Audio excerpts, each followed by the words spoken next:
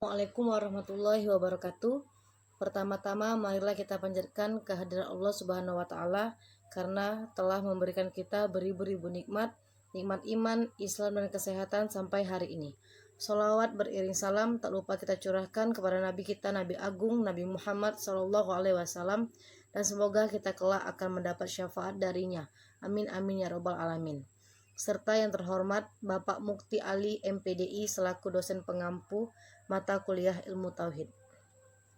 Baiklah, perkenalkan kami dari kelompok 2. Nama saya Widya Faradisya serta rekan saya Arum Noviana dan Hasbiah. Di sini kami akan menjelaskan dasar-dasar Qur'ani tentang tauhidan. Yang pertama, pengertian ilmu tauhid.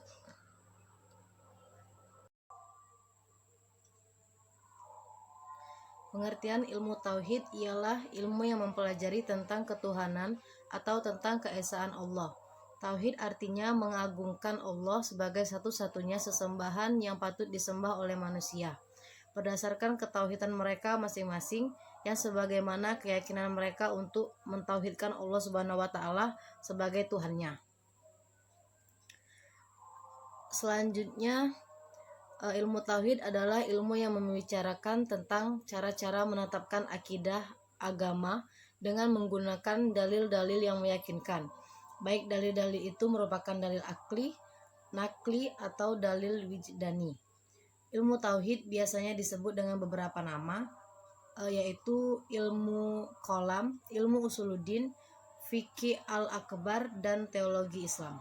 Baiklah, selanjutnya akan dijelaskan oleh rekan saya Hasbiah. Di sini saya akan menjelaskan dasar-dasar Qur'ani tentang ketauhidan. Dasar-dasar ilmu kalam dapat diklasifikasikan menjadi dua, yaitu dalil nakli, Al-Quran dan hadis, dan dalil akli, akal pemikiran manusia. Al-Quran dan hadis merupakan sumber utama yang menerangkan tentang wujud Allah, sifat-sifat Allah, perbuatan-perbuatan, dan permasalahan akidah yang lainnya. Para mutakalim tidak pernah lepas dari nas-nas Al-Quran dan hadis ketika berbicara masalah ketuhanan. Masing-masing kelompok dan ilmu kalam mencoba memahami dan menafsirkan Al-Quran dan hadis, kemudian menjadikannya sebagai penguat argumentasi mereka. Selanjutnya akan dijelaskan oleh Arum Noviana. Yang bagian C merupakan sejarah ilmu tauhid. Ada beberapa faktor yang mempengaruhi sejarah ilmu tauhid. Yang pertama, faktor internal, yaitu di dalam faktor internal terdapat Al-Quran. Banyak ayat Al-Quran yang mendorong umat manusia agar dengan akal pikirannya mau memikirkan nikmat, hikmat, kesempurnaan segala penciptanya. Kemudian ada kaum muslimin. Pada awalnya, pemeluk agama Islam menerima secara utuh apa yang diajarkan agama tanpa mengadakan penyelidikan. Kaum muslimin mulai menggunakan filsafat untuk memperkuat argumen-argumennya. Kemudian yang terakhir yaitu ada politik. Sejarah telah mencatat bahwa ketika Nabi Muhammad SAW wafat, tidak ada ketentuan khusus untuk menetapkan siapa yang akan menggantikannya.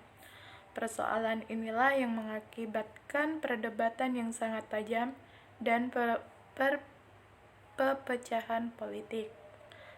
Selanjutnya, faktor eksternal, yaitu kepercayaan non-muslim. Problem akidah merupakan konsekuensi logis dari meluasnya daerah dan kekuasaan Islam. Meluasnya daerah kekuasaan Islam ini diikuti pula oleh banyaknya orang-orang non-muslim yang masuk Islam. Selanjutnya, perkembangan ilmu tauhid dari masa ke masa. Yang pertama, perkembangan ilmu tauhid di masa Nabi Muhammad SAW. Pada masa Rasulullah SAW merupakan periode pembinaan akidah dan peraturan-peraturan yang prinsip kesatuan umat dan kedaulatan Islam. Segala masalah yang kabur dikembalikan langsung kepada Rasulullah SAW, sehingga beliau berhasil menghilangkan perpecahan antara umat. Kemudian selanjutnya ada perkembangan ilmu tauhid di masa Khalifah Rasyidin. Setelah Rasulullah SAW wafat, dalam masa Khalifah pertama dan kedua, umat Islam tidak sempat membahas dasar-dasar akidah karena mereka sibuk menghadapi musuh dan berusaha mempertahankan kesatuan dan kesatuan umat. Tidak pernah menjadi perbedaan dalam bidang akidah. Mereka membaca dan menanamkan Al-Quran tanpa mencari takwil dari ayat yang mereka baca. Baiklah teman-teman, hanya itu saja yang dapat kami sampaikan dari materi kelompok 2. Jika terdapat banyak kesalahan, kami mohon maaf. Kepada Allah kami mohon ampun. Wabillahi taufiq wal hidayah. Wassalamualaikum warahmatullahi wabarakatuh. Terima kasih.